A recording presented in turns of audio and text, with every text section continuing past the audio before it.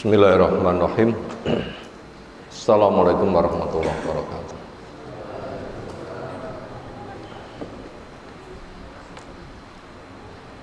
Alhamdulillahirabbil alamin.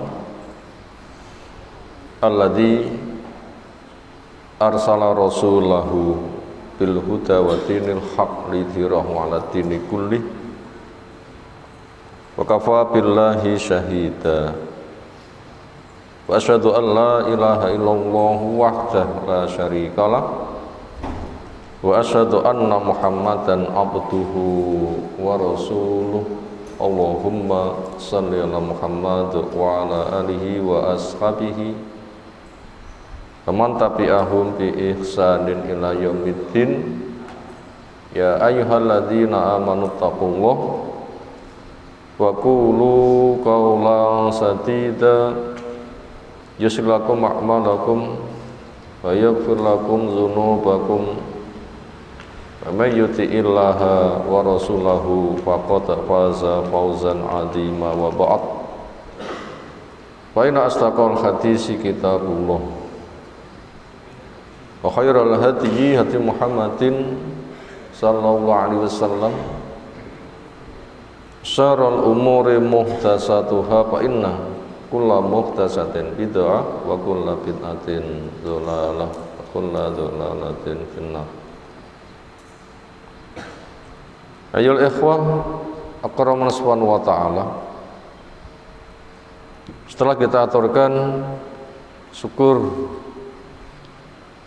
pengagungan, pujian kita semata hanya untuk Allah Ta'ala,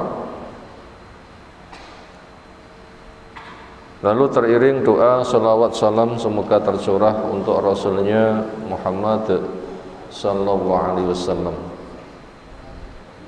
Berikutnya majelis taklim kita, materi yang kita angkat adalah babu bayani fadlis sidqi wa annahu babul birri. Bab menjelaskan tentang keutamaan sidq, kejujuran, kebenaran. Apa makna sidq? Jujur, benar. Kita ulang, apa makna sidq? Jujur, benar. Itu keutamanya apa? Salah satunya yang tertulis di dalam judul adalah wa annahu babul birri, dan sesungguhnya jujur itu merupakan pintu kebaikan. Jujur itu merupakan pintu kebaikan. Makanya siapa yang ingin mendapatkan kebaikan harus jujur. Sebab tema kenapa kita butuh mengangkatnya? Karena makhluk butuh fadilah.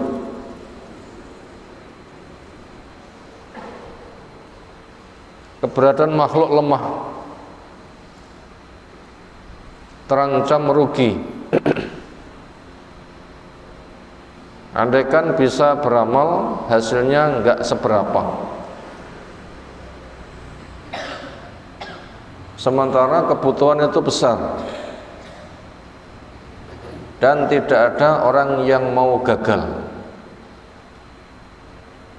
Makanya kalau tidak ada fadilah, maka tidak akan pernah mentas, nasibnya terancam. Allah menjelaskan wa khuliqal insanu dha'ifa, manusia dicipta apa keadaannya? Lemah. Sampai Allah bersumpah menjelaskan keadaan manusia rugi sebagaimana firman-Nya. Allah awalnya dengan sumpah. Surah apa? Al-Asr. Wal asri, demi masa. Perkara penting Allah menjelaskan pakai sumpah. Harus diperhatikan. Innal insana lafi khusr, sungguhnya manusia betul-betul keadaannya rugi. Sementara tidak ada orang yang mau rugi, maka butuh fadilah. Apa fadilahnya? Orang yang mau menempuh pengecualian. Siapa yang mau menempuh pengecualian nanti akan dibebaskan dari kerugian, yaitu illal ladzina amanu wa amilus solihati wa tawasaw bil haqqi wa tawasaw bis sabrin. Nah, itu yang akan mendapatkan keberuntungan.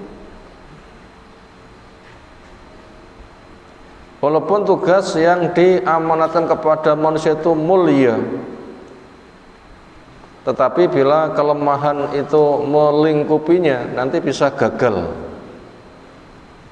Apa tugas mulia yang diamanatkan kepada manusia, yang langit gak mampu, bumi gak mampu, gunung-gunung gak mampu, tapi manusia yang menyanggupinya?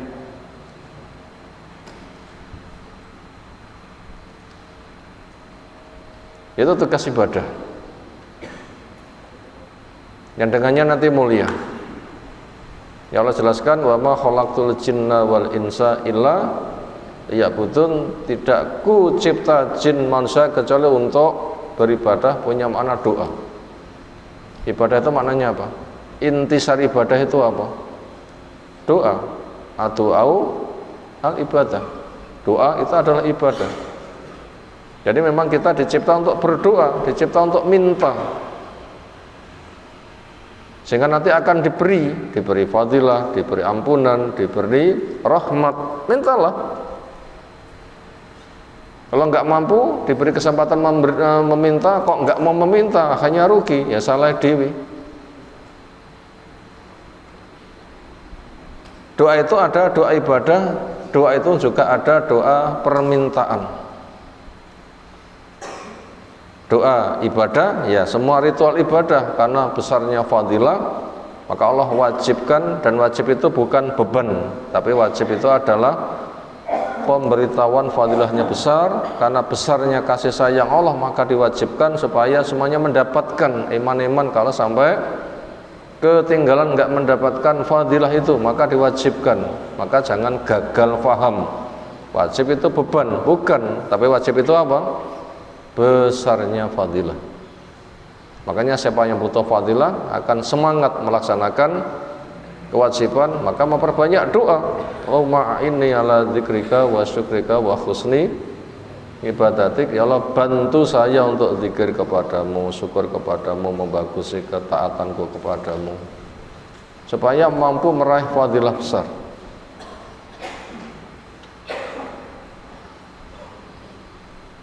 Demikian juga ketika manusia itu lahir jelas lemah, gak punya ilmu, ibadah yang itu kemuliakan, dan itu pengerjakannya baru boleh bila ada ilmu.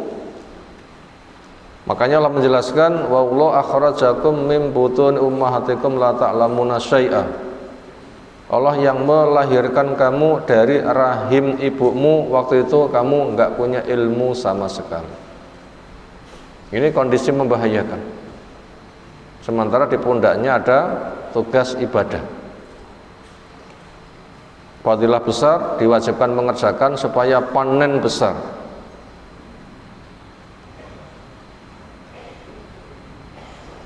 Makanya Allah memantaskan dengan Allah turunkan ilmu, turunkan wahyu. Nah, wahyu itu merupakan fadilah.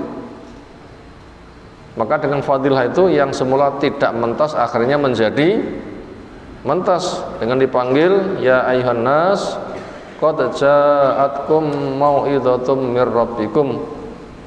Telah datang kepada kamu mau'idhah, arahan, bimbingan yang datang dari Allah Rabbmu. Sehingga dengannya manusia terbimbing, tahu apa yang mesti dikerjakan, tahu cara meraih fadilah, tahu cara meraih rahmat, tahu cara meraih ampunan, maka dia nanti akan mendapatkan panen besar. Makanya fadilah itu harus dicari, supaya yang tidak cukup nanti akan menjadi cukup. Ini alasan kenapa tema ini kita angkat. Adapun tujuannya, semoga dengan kerja walaupun terbatas Tapi ketika diberikan fadilah, rahmat, ampunan, akhirnya akan mendapatkan panen besar. Inilah ad-dinu yusrun, agama itu adalah mudah, yaitu mudah pengerjakannya. Ketika benar, maka hasilnya adalah sangat besar. Maka dengan demikian siapapun butuh fadilah. Salah satu amalan yang berfadilah adalah sidik. Amalan berfadilah itu besar. Salah satunya adalah sidik. Apa makna sidik? Benar, jujur. Itu makna sidik. Benar, jujur. Dan ini satu kata yang ringkas tapi maknanya sangat luas. Suatu kata yang ringkas tapi maknanya sangat luas. Karena memang begitulah sifat dari Islam, sifat dari Al-Quran. Yang pesan Nabi SAW, utitu bi jawami'il kalim.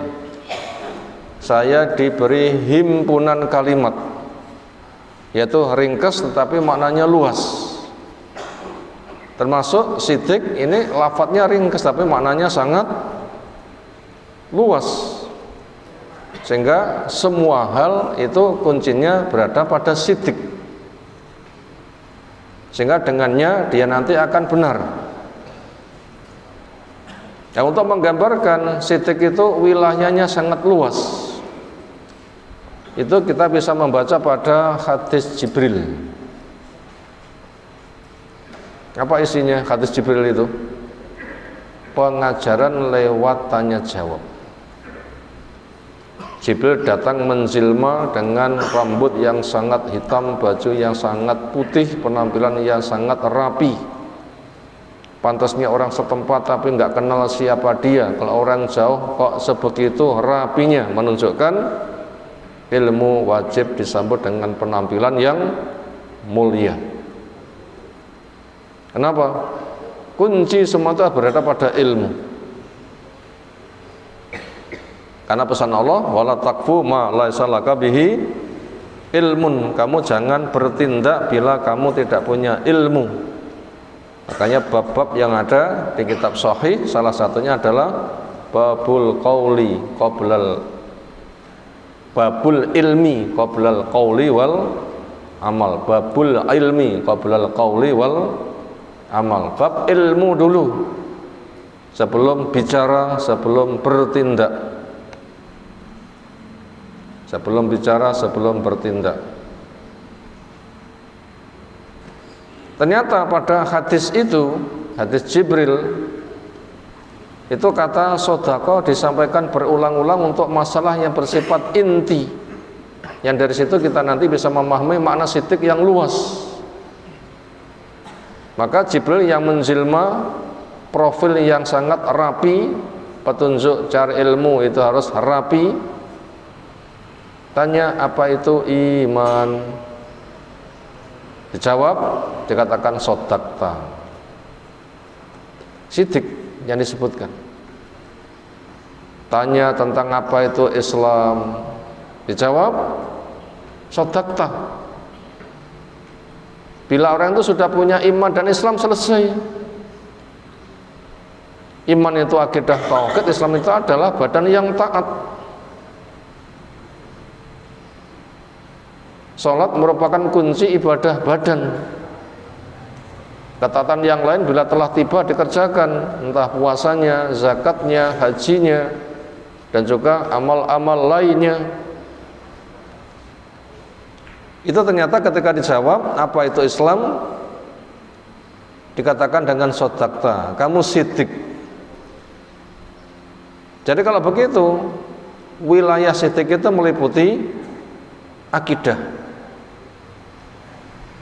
Maka bila dikatakan jadilah orang yang sidik, berarti secara keilmuan ilmu yang benar, secara manhaj yang benar, secara akidah yang benar, secara syariat yang benar, secara muamalah yang benar, semuanya masuk pada wilayah sidik. Maka sidiknya ilmu itulah Al-Quran ditafsirkan dengan sunnah pemahaman sahabat.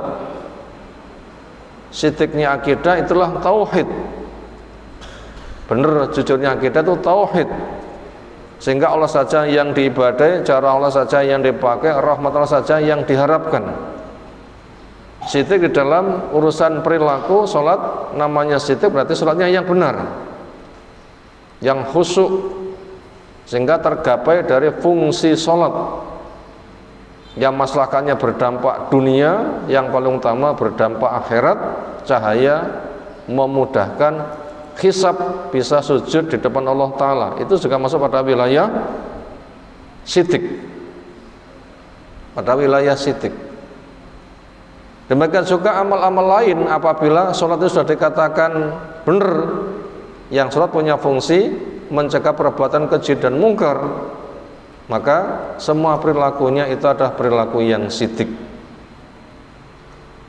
Rezekinya rezeki yang sidik, pencariannya benar, cara kerjanya benar, penggunakannya benar, niatnya benar, cara berkeluarga, cara berdagang, cara bermuamalah, cara berdakwah, semuanya masuk kategori sodakta. Engkau mendapatkan nilai sidik benar. Kalau begitu, dengan gambaran di atas, sidik itu fungsinya sangat luas. Makanya siapa yang dikatakan sodakta, sukses. Siapa orang yang sudah mendapatkan jaminan sodakta, kamu benar? Tapi kita, iman adalah begini, sodakta. Islam adalah begini, sodakta. Sudah sukses. Makanya siapa yang memiliki kepangkatan dikatakan sodakta benar, ini fadilah yang luar biasa. Itu arahnya ke sana. Pembahasan masalah sidik, maka kita butuh mengetahui tentang fadilah dari sidik itu sendiri. Dia merupakan pintu kebaikan.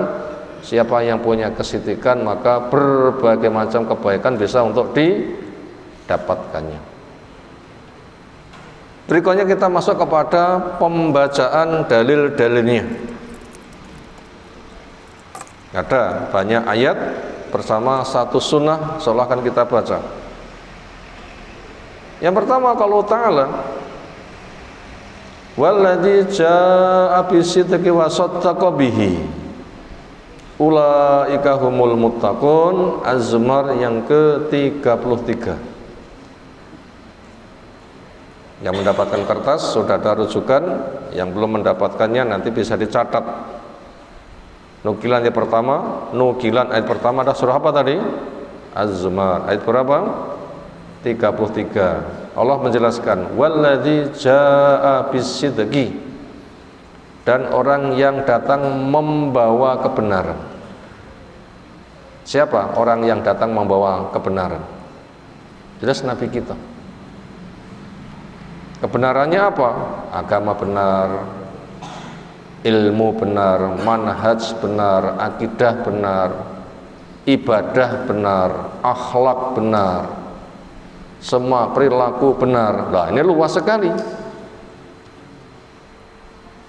Datang membawa kebenaran. Itulah Islam, itulah ilmu, itulah tauhid, itulah sunnah, itulah ikhlas, itulah takwa, itulah akhlak yang mulia, itulah profil Islam. Itu man as-sidqu, datang membawa as-sidqu. Wa saddaqa bihi, ternyata bukan sebatas datang membawa sidik, tapi dia juga membenarkannya. Dia juga membenarkannya.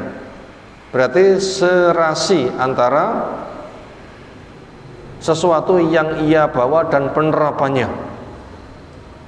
Serasi antara ilmu dan amal. Serasi antara pemahaman dan pengamalan. Sehingga dengan keserasian membuahkan kesuksesan. Karena siapa yang tidak serasi pasti goncang. Sebagaimana Allah telah menjelaskan, serasi tidak serasi itu goncang. 5 taquluna ma la taf'alun kabura maqtan indallahi an taqulu ma la taf'alun. Kenapa kamu ngomong tapi enggak kamu kerjakan? Besar murka Allah. Bahasanya kamu bicara tapi tidak kamu lakukan. Jadi ketika datang sidik di bawah dan sikap dia membenarkannya. Kenapa ini butuh untuk kita tekankan? Pertama, memang petunjuk Allah begitu. Yang kedua, enggak semua orang yang membawa sidik itu ternyata dia membenarkannya. Siapa contohnya? Yang ia bawa hak tetapi dia sendiri tidak bisa ngambil manfaat. Coba. Khimar. Apa? Khimar. Kama salil khimari yakhmilu asfaro. Digambarkan seperti khimar sing gendong sing ngangkut kitab. Kitabnya hak enggak? Al khimaru jabil hak. Khimarnya datang membawa hak. Apa? Asfar. Tapi khimarnya paham enggak? Bila kita tanya kemauan kita, bisa jam enggak? Mar khimar nyapo? Mosok khimarin jawab ngono. Sing tok gawa apa? Kitab. Mosok ngerti. Tak waca apa durung gak roh aku. Itu contoh membawa tapi dia tidak membenarkan. Makanya orang membawa kebenaran tapi dia tidak membenarkan, kelasnya khimar. Kalau khimar bisa dibilang tidak ada hisabnya, selesai. Lah manusia ada hisabnya. Kenapa kok bergaya kayak khimar? Berarti kalau begitu memberitahu kepada kita, yang datang membawa hak belum tentu dia membenarkan apa yang ia bawa sendiri. Maka termasuk kita membawa bendera bermakna salaf, jangan hanya ngomong tetapi juga wujudkan. Kuncinya ilmu digali, nanti diwujudkan, akidahnya benar, ibadahnya benar, akhlaknya benar, istiqomah. Nah itu namanya selain datang membawa hak tapi dia juga membenarkannya. Dan orang-orang munafik itu adalah datang membawa kebenaran tapi dia sendiri tidak membenarkannya. Orang munafik, kenapa? Ngomong saya beragama Islam, tapi dia nggak membenarkannya.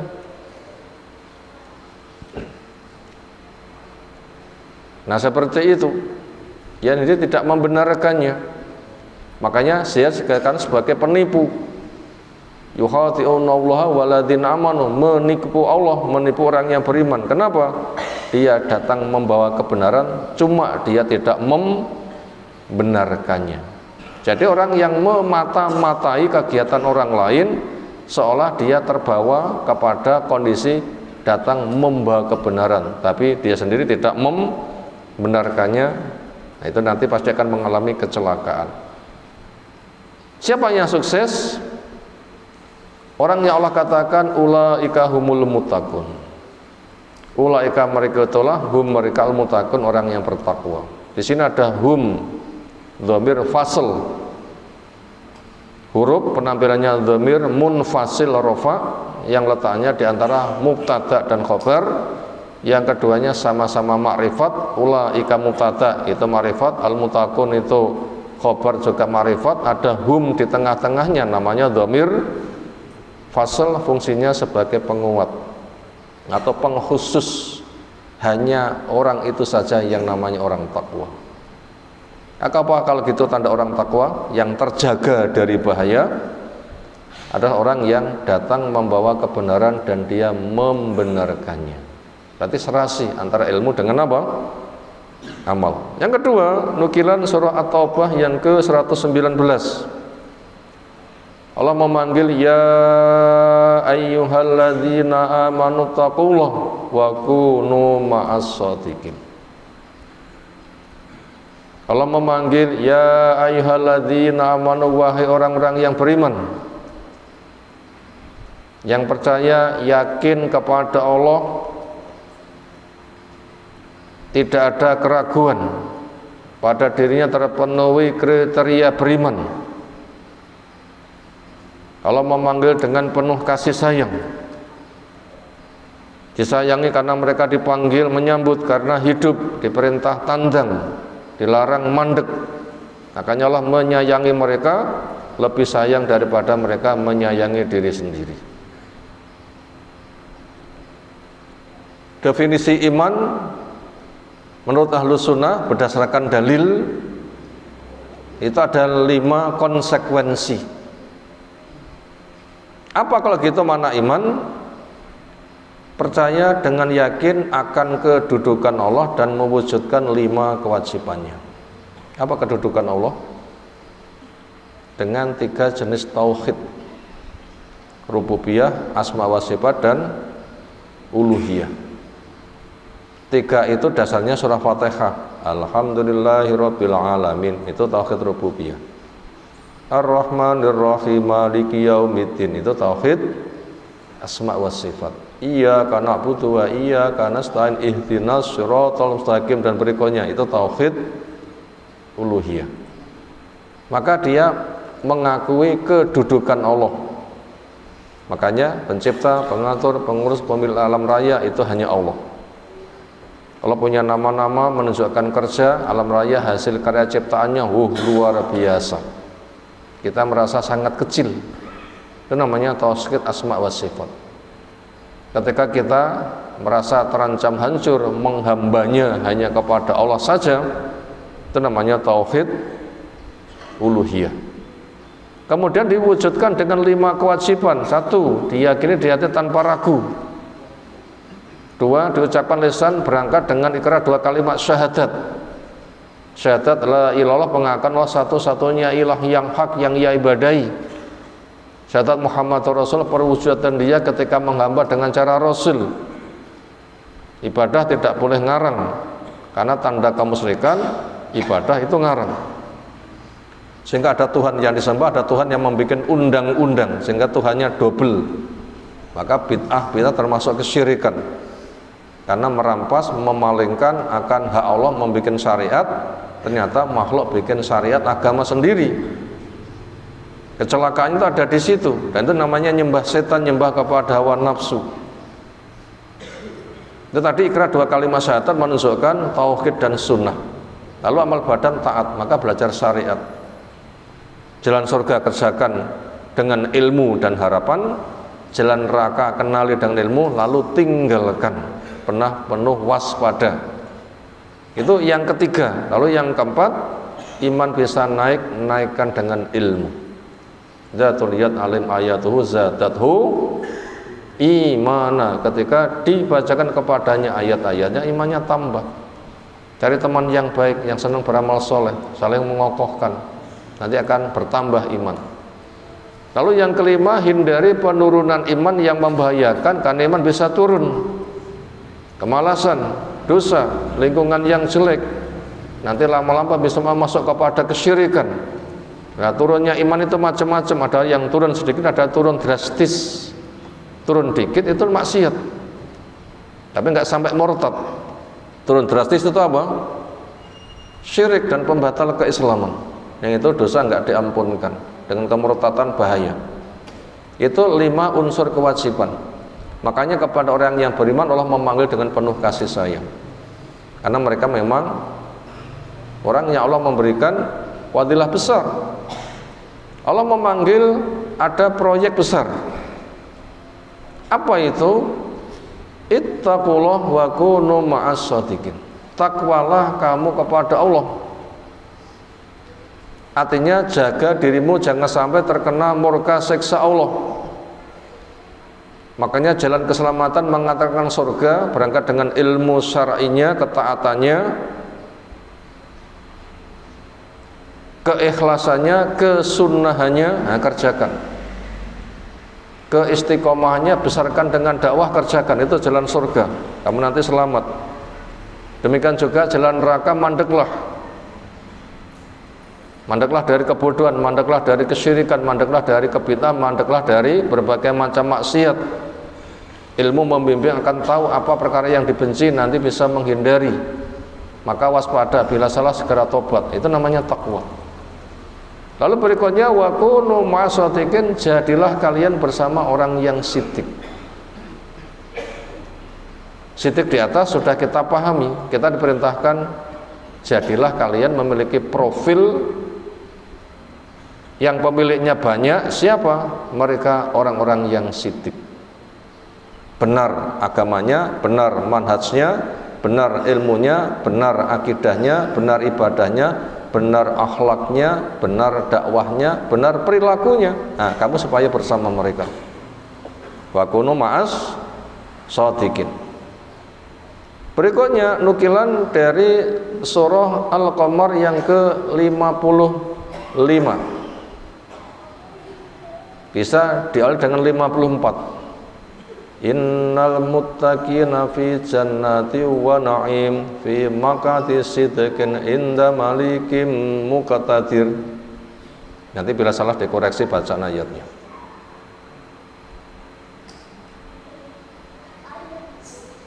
Sesungguhnya orang yang takwa berada di taman-taman surga yang penuh dengan kenikmatan.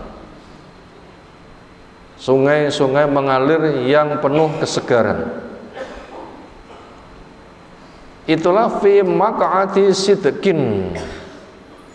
Tempatnya di maq'ad memiliki makna majlis, punya makna manzil.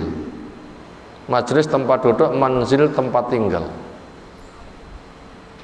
Mereka ditempatkan di majlis, mereka ditempatkan di tempat tinggal yang sidqin, maq'adi sidqin.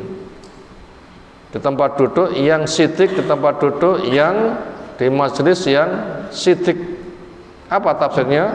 Fi maq'adi sidikin, yaitu di majelis, di tempat yang di sana tidak ada kegaduhan.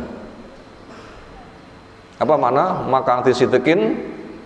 Di majelis, di tempat duduk, di tempat tinggal yang tidak ada kegaduhan. Di dunia, walaupun dikatakan baiti janati, rumahku surgaku, cik pernah gaduh enggak? Siapa datang dari rumah hari ini ke majelis budale dalam kondisi gaduh? Tukaran dhisik karo bojone, wonten nggih? Pak nang teko kene gaduh ilang. Semoga jadi pencerahan. Budale digandeng nek pucuk mburi, nanti muliye digandeng wis nempel. Mungkin saja terjadi. Itu dikatakan rumahku surgaku gaduh di sak pirang-pirang. Walaupun rukun dan super baik, engko ditawani ditinggal rabi wis gaduh nanti lo ya. Jane digolek salah ya ora enak, tapi ya panggah gaduh. Maaf, ini bukan mancing-mancing, tapi sebagai pembuktian. Makanya kalau keluarga dekatkan baiti janati, rumahku surgaku, jebule jek ngono, waduh, lah keluargaku bukan termasuk baiti janati, kaya ngopo kondisi ini. Tapi kalau sudah di surga, sudah nggak ada kegaduhan. Fi maq'adi sidqin, di majelis tempat tinggal yang nggak ada kegaduhan. Gara-gara haid nggak ada, nifas nggak ada, sakit nggak ada, bau-bau tidak enak nggak ada, hati ndongkol nggak ada, sampai laki-laki bojone akeh ngono iki ya nggak ada kegaduhan. Nek dosa, nek donya geger. Makanya dunia jangan dijadikan tujuan. Kenapa? Memang media perjuangan. Makanya sidik mengantarkan fi maq'adi sidikin, di majelis yang tidak ada kegaduhan. Itu di surga inda malikin muqtadir, di sisi sang raja zat yang maha kuasa. Semoga kita sebagai penduduk surga. Dan tadi kata sidik disebutkan di Al-Qamar yang ke-55 dari tema yang kita kaji, keutamaan sidik. Berikutnya nukilan dari surah Yunus yang kedua. Akanan nasu ajaban an auhayna ila rajminhum an angdirin nas wa basyiril ladzina amanu anna lahum qadama sidqin inda rabbihim qala al kafiruna inna hadza lasakhirun mubin. Akanan, apakah ada alasannya? Linnasi, buat manusia, ajaban, rasa heran. Pantaskah manusia terheran-heran, menganggap aneh, dianggap mungkar, lalu mereka mengingkari Adakah alasan untuk punya sikap seperti itu?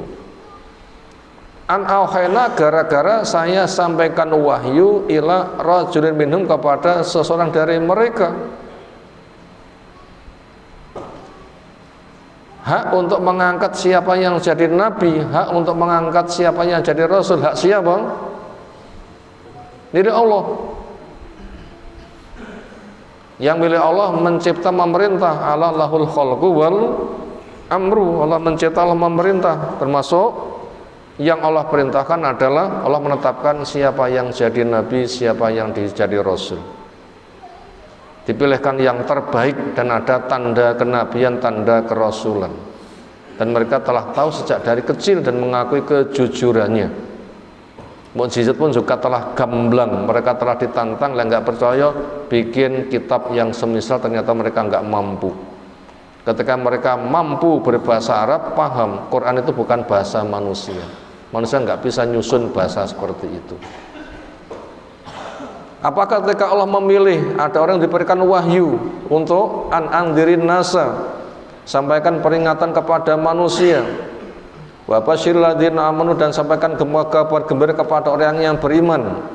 Ternyata orang-orang itu merasa aneh. Kenapa dia yang diberi? Kenapa ada hal-hal yang seperti itu? Kenapa kok bukan kami?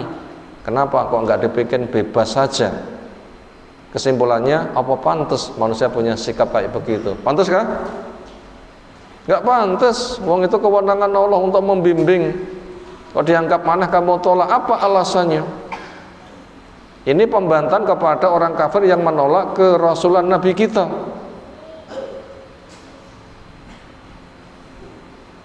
Kemudian berikutnya, apa tugas Nabi, tugas Rasul?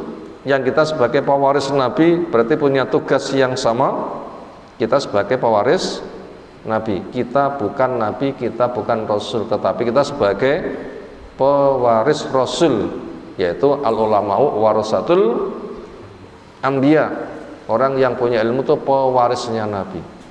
Nabi berilmu, kita mewarisi tugas untuk cari ilmu. Nabi bertauhid, kita punya tugas berakidah tauhid. Namanya mewarisi. Nabi beribadah, kita juga punya tugas mewarisi tugas beribadah. Nabi berdakwah, kita juga punya tugas mewarisi tugas dakwah. Isi dakwahnya apa? Yaitu memberikan indar kepada yang nyimpang, diingatkan, tobatlah. Kepada yang tadi berikan bisyarah, gembiralah. Kepada yang tadi katakan wabasyir, sampaikan kabar gembira, alladzina amanu, kepada orang-orang yang beriman. Kata iman sudah kita urai di atas dengan 5 unsur. Iman bisa naik, iman bisa turun, karena ada pihak lain unsur iman itu hanya 4. Iman harus sempurna, tidak boleh kurang oleh dosa. 1, kedzaliman, itu dikatakan gagal. Pemahaman Khawarij seperti itu, karena mereka menentukan mengharuskan iman itu wajib sempurna, tidak boleh dosa. Lalu ayat-ayat yang mutasabih dipaksakan sebagai dalil, dan tanda orang yang sesat itu menggunakan mujmal dan kias batil. Itu sebab kehancuran. Apa itu mujmal? Ayat bersifat umum, butuh tafsir, tapi tidak ya tafsir keumumannya itu jadikan hukum, sehingga nanti jadi kacau. Contohnya apa? Alladzina amanu walam yalbisu imanu bizulmin ulaika lahumul amnu wa hum muhtadun. Orang yang beriman yang tidak nyampur imannya dengan kedzaliman, mereka aman, mereka dapat petunjuk. Kata zalim itu umum atau khusus? Umum. Zalim itu menempatkan sesuatu tidak berada di tempatnya, termasuk mata memandang lawan jenis yang bukan mahramnya, panggah disawang, termasuk zalim, dan itu terlalu sering terjadi. Dan ternyata orang yang sesat menggunakan ayat yang masih umum itu diberlakukan sebagai ketetapan hukum. Orang beriman tidak boleh kecampur dengan dosa, walaupun dosa kecil, sehingga tidak akan aman, nggak akan petunjuk, maka akan dikafirkan. Pemahaman siapa itu? Khawarij. Itu bahaya. Maka supaya tidak nyimpang, kita butuh tahu zalim itu ada macamnya. Ada zalim besar, ada zalim kecil. Yang dimaksud dengan ayat itu, zalim yang dimaksud zalim besar, sebagaimana di ayat lain dijelaskan, ya bunaya la tusyrik billah inna syirka la dzulmun adzim. Anakku, jangan syirik, itu zalim yang besar. Jadi makna ayat, orang yang beriman yang enggak nyampur iman dengan kezaliman, maknanya tidak digugurkan dengan kesyirikan. Selagi imannya enggak gugur dengan syirik, nanti zalim kecil akan diampunkan. Dengan ayat intajtanibu kaba'ira ma tunhauna anhu nukafir ankum sayi'atikum wa nudkhilkum mudkhalan karima. Jika kamu bisa menjauhi dosa-dosa besar yang kamu dilarang. Apa salah satu contoh dosa besar yang kita dilarang? Syirik. Dan yang lain dikatakan besar. Selagi sing gede tok doi, zalim kecilmu akan digugurkan. Nukafir ankum sayi'atikum, akan kami gugurkan dosa-dosa kecilmu, karena memang innal hasanat yudhibna as-sayyi'at. Makanya iman yang dimaksud dengan poinnya yang 5 harus dipegang. Jangan seperti orang Khawarij yang hanya 4, iman wajib sempurna, 1 dosa sudah dikafirkan. Ini sangat bahaya. Kecuali jamaah, hanya mereka promosi jamaahku sendiri. Dalam lebu jamaahku berarti neraka selamanya. Bahaya kan? Apalagi pendefinisian iman oleh orang Murji'ah ada berapa unsur? Si tok dil apa? Sing penting yakin wis selesai. Ra ngamal sing penting yakin selesai.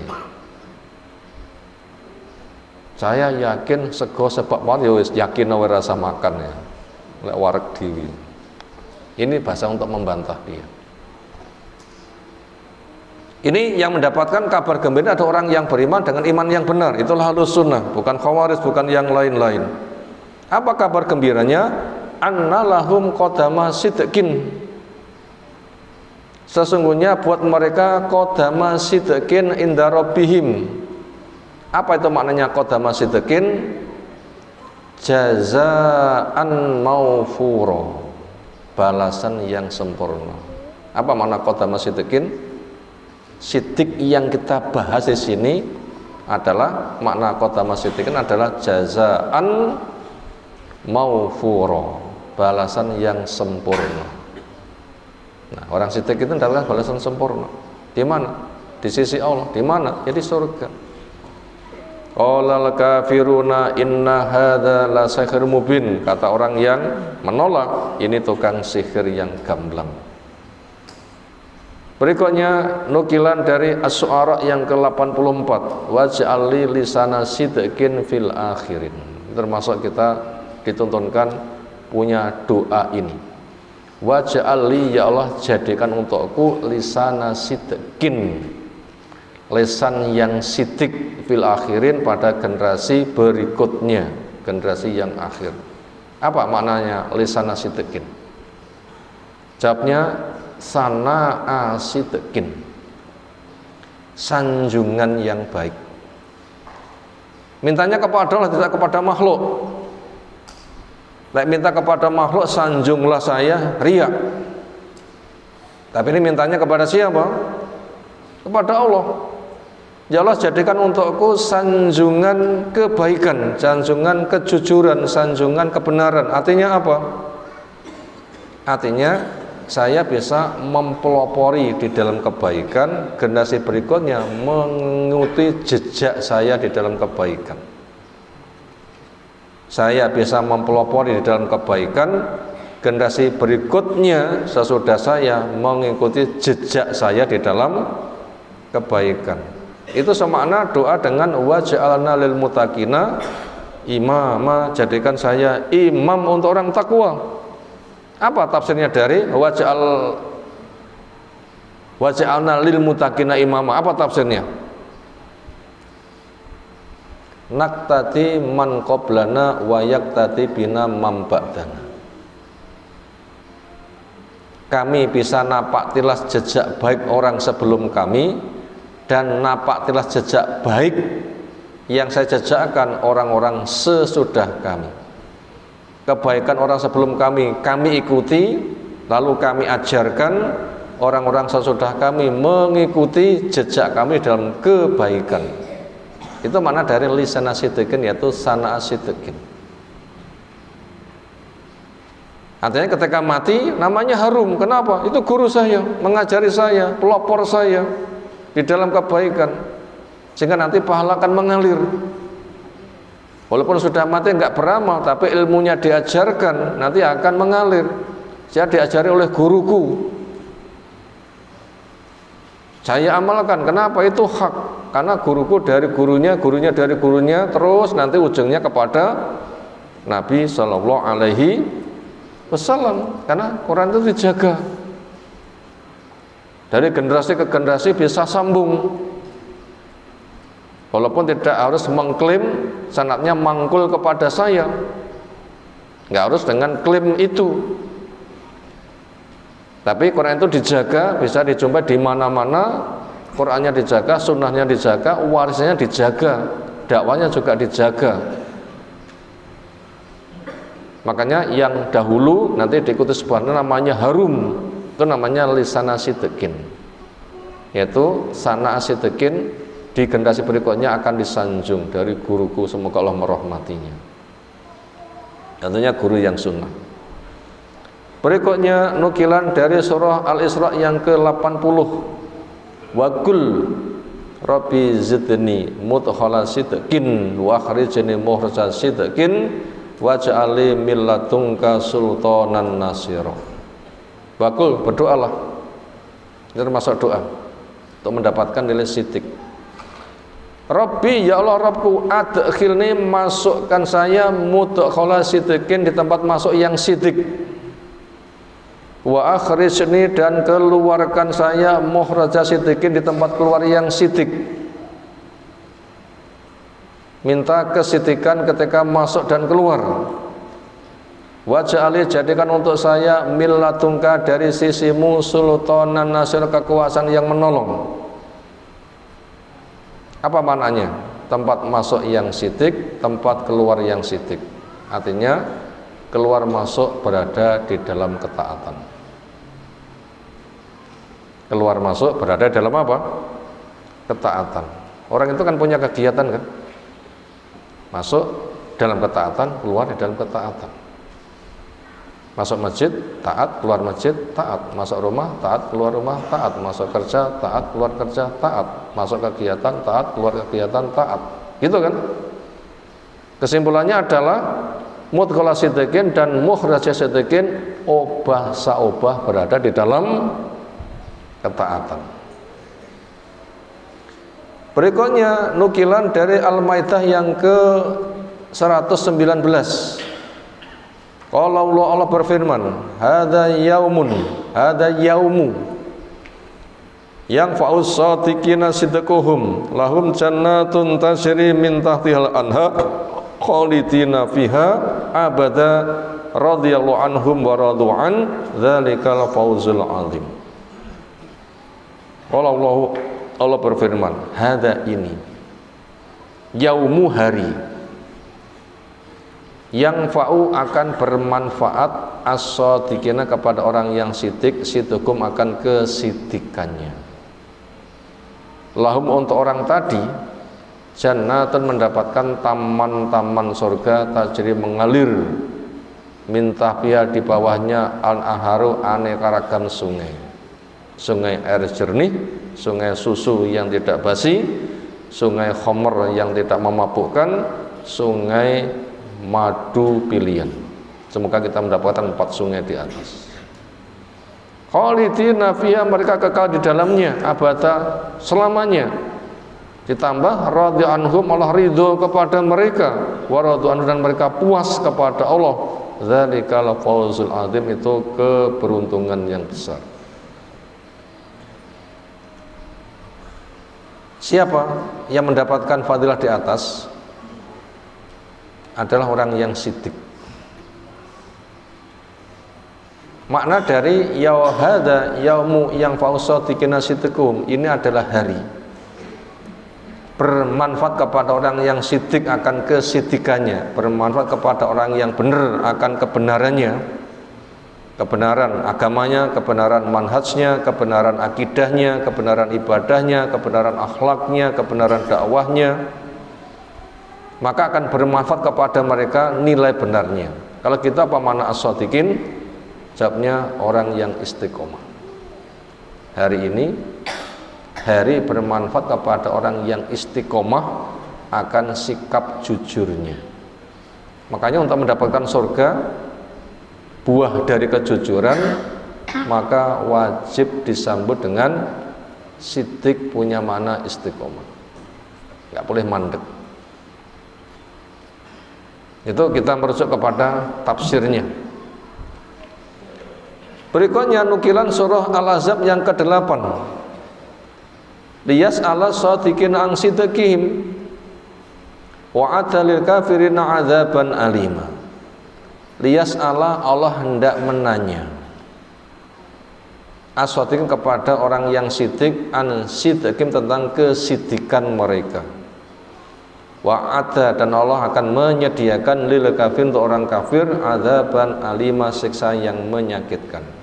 Di sini akan ada pihak yang ditanya. Liyas'al, Allah akan menanya. Siapa yang ditanya? As-shadiqin, orang yang siddiq. Siapa yang dimaksud orang siddiq di sini? Para nabi akan ditanya. As-shadiqin punya makna para nabi. Para nabi nanti akan ditanya. An siddiqin, tentang kesidikan umat. Artinya kamu sudah dakwah kepada umat belum? Karena kamu saya uji, umat juga saya uji dengan media kamu. Kamu saya uji dengan tugas dakwah, sudah kamu kerjakan belum? Umat juga akan saya uji, kamu didakwai oleh Nabi atau belum, dan bagaimana sikapmu, nanti akan ada balasannya. Makanya kepada yang siddiq sudah disebutkan balasan di atas, kepada yang tidak siddiq Allah ancam wa'ada lil kafirina adzaban alima. Berikutnya nukilan surah Al-Ahzab juga ayat yang ke-24. Liyajziyallahu shadiqina bi sidqihim wa yu'adzibal munafiqin in syaa'a aw yatuba 'alaihim innallaha kana ghafurur rahim. Liyajziyallahu, Allah hendak memberikan balasan as-shadiqin kepada orang yang siddiq bi sidqihim, dengan sebab kesidikan mereka. Allah akan memberikan balasan kepada orang yang siddiq dan istiqomah dengan kesidikan mereka. Agamanya siddiq benar, manhajnya siddiq benar, akidahnya siddiq benar, amalnya juga siddiq benar, akhlaknya juga siddiq benar. Nah, Allah akan memberikan balasan dengan kebaikan. Adapun orang yang datang dengan siddiq tapi tidak membenarkan, itu orang munafik, maka Allah akan mengancam dengan menyiksa atau memberi tobat. Akhirnya dia konsekuensi datang membawa kesiddiqan dan ia terima. Berikutnya nukilan surah Al-Ankabut yang ketiga.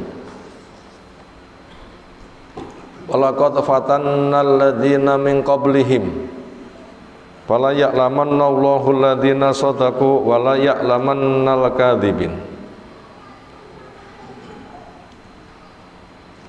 Di sebelumnya dikatakan ahasiban nasu ayutraku ayyaqulu amanna wa hum la yuftanu. Apakah manusia menyangka mereka mengatakan saya beriman, lalu tidak diuji, hanya ngomong gitu saja langsung surga? Tidak, tapi wajib melewati ujian, pembuktian, pengecekan, penjajakan. Betulkah? Kenapa? Karena hukum ini berlaku untuk siapapun. Walaqad fatana, sungguh telah kami uji alladzina min qablu, orang sebelum mereka. Wala ya'lamanna Allah, maka nanti Allah akan betul-betul membuktikan alladzina shadaqu, orang yang benar, yaitu benar imannya ketika diuji mereka sabar dan istiqomah. Wala ya'lamal kadhibin, Allah kan juga akan menguji siapa mereka, akan membuktikan siapa mereka yang dusta. Jadi orang berislam itu nggak bisa lepas dari ujian.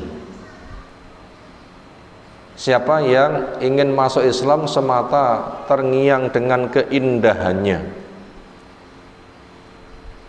mek golek penake, ketika ada bahayanya dia tidak mau dan minggat, ini termasuk profilnya orang munafik. Namanya ya'budunallaha ala harfin, beribadah kepada Allah itu di pinggiran. Oh, Islam itu indah, ketika dimasuki dia serba senang, wah tentram dengan Islam. Tapi ketika memandang Islam itu indah lalu masuk ternyata diuji sana sini, kemudian mencelat minggat, ia tinggalkan. Sialan Islam itu, tampak baik ternyata saya bisa mendapatkan kecelakaan. Makanya tidak cukup orang membawa kebenaran tanpa membenarkan. Itu namanya orang yang dusta. Makanya generasi pertama kaum muslimin itu keislamannya diuji sangat berat sekali. Nabi derita yang dialami berat enggak? Berat sekali.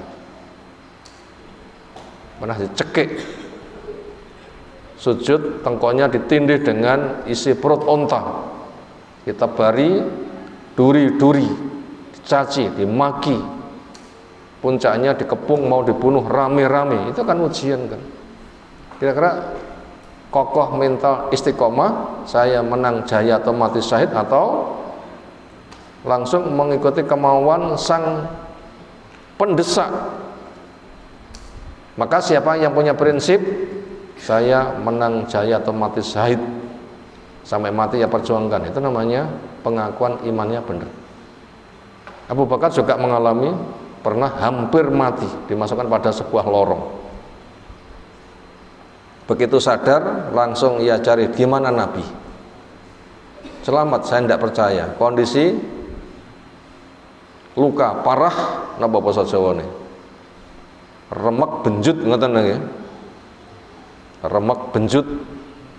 Yang ia pikir bukan dirinya, tapi gimana Nabi, pokok Nabi selamat nggak masalah. Loh, itu namanya sidik, diuji berat ternyata teguh. Demikian juga orang-orang kayak Bilal, berat sekali siksaannya, tapi hanya ahad saja, itu namanya sidik. Ngaku beriman diuji teguh. Yasir nganti mati, Sumayyah nganti mati, Amarnya pun juga mendapatkan derita berat, Suhaib Ar-Rumi, Khabbab bin Arad dan semisalnya, sampai diuji di dalam perang 300 menghadapi 1000, mereka tegar, menang jaya atau mati syahid. Nah, itu orang yang diuji itu sidik, sehingga betul-betul tegar. Sementara orang munafik pada perang Uhud 1000 kaum muslimin, sepertiganya orang munafik, mereka mundur. Nah, kalau gitu diuji mereka itu gagal. Makanya apabila kita hijrah di dalam sunnah, lalu kita pulang di rumah sendirian, adakah di antara kita hijrah ke sunnah nek ngomah dewi abeh musuhi? Itu sebatas ujian untuk menguji keteguhanmu, hijrahmu tenanan po etok-etokan. Kenapa? Karena Allah mengatakan, apakah manusia menyangka mengatakan beriman dibiarkan gitu saja tidak diuji? Tidak bisa. Hukum Allah itu dikatakan sukses melewati ujian, seleksi yang sangat ketat. Bahkan tanda cinta Allah itu dengan banyak diberi ujian. Maka tegarlah, sehingga pegang prinsip saya menang jaya atau mati syahid. Karena manusia yang ngancam itu hanya gertak sambal, sementara dia sendiri juga mendapatkan kondisi diancam. Imam Ahmad bin Hanbal diancam mati, cambuk 10 kali, programnya mati, gara-gara mengatakan Al-Quran itu diturunkan. Dipaksa oleh pemasa kelompok Mu'tazilah atau kelompok Jahmiyah mengatakan Al-Quran itu adalah makhluk. Diuji. Ketika debat, semua orang Mu'tazilah kalah kabeh. Ternyata hukum besi yang berbuat enggak mengikuti keputusan cambuk. Harapannya 10 cambukan mati, tapi Imam Ahmad 18 belum mati, cuma pingsan saja. Ketika sudah sembuh, tegar dakwahnya, enggak bergeming. Khalifah berikutnya setelah Al-Ma'mun juga sama, berikutnya juga sama, lalu berikutnya Al-Mutawakkil, itu baru Ahlus Sunnah. Sehingga disitulah Imam Ahmad dikatakan sebagai imamnya Ahlus Sunnah. Itu diuji. Ulama itu ujiannya berat, ancamannya bunuh. Kenapa? Ujian sidik. Maka bila kita tuh hijrah juga akan diuji. Pena ustate, wong nyawang pena, ya mesti gunung Sangkokaduan yo indah, ya. Gunung lihat dari jauh indah enggak?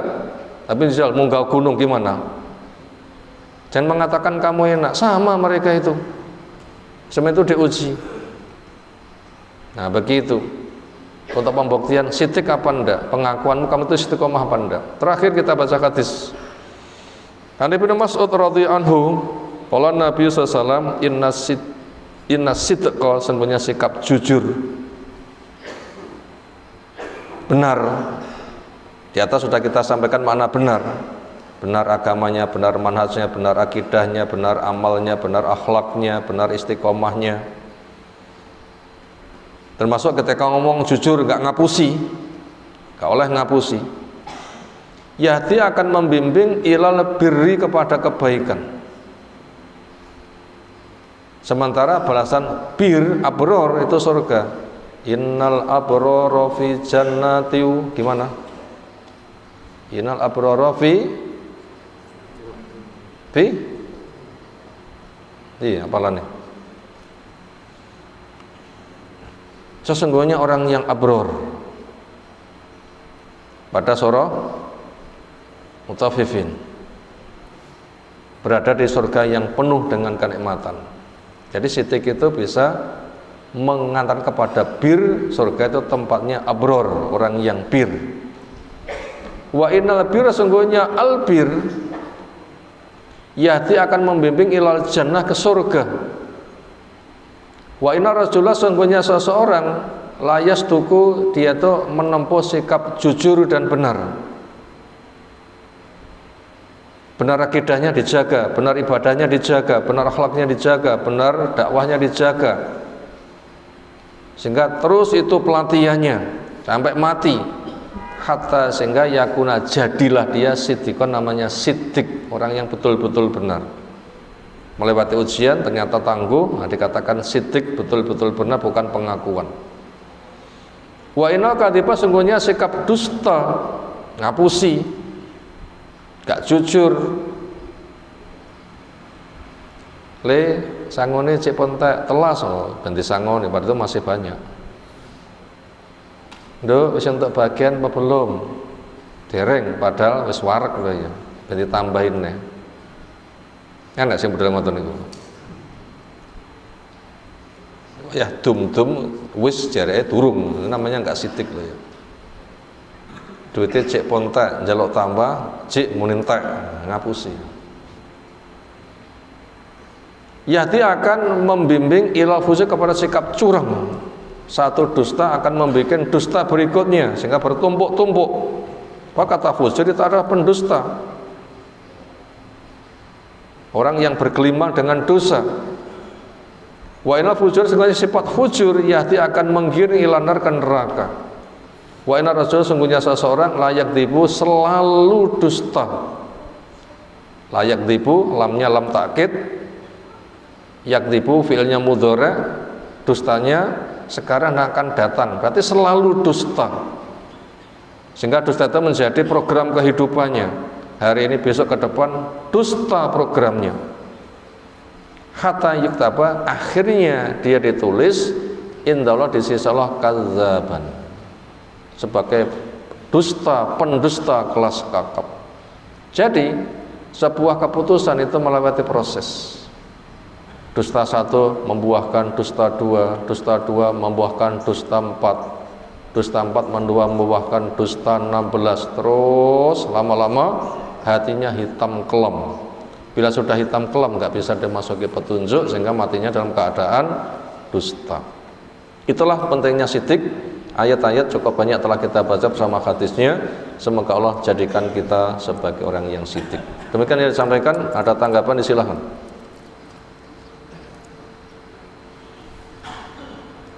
Sekira cukup, istirahat. Subhanakallahumma bihamdika, asyhadu an la ilaha illa anta, astaghfiruka wa atubu ilaik. Assalamualaikum warahmatullahi wabarakatuh.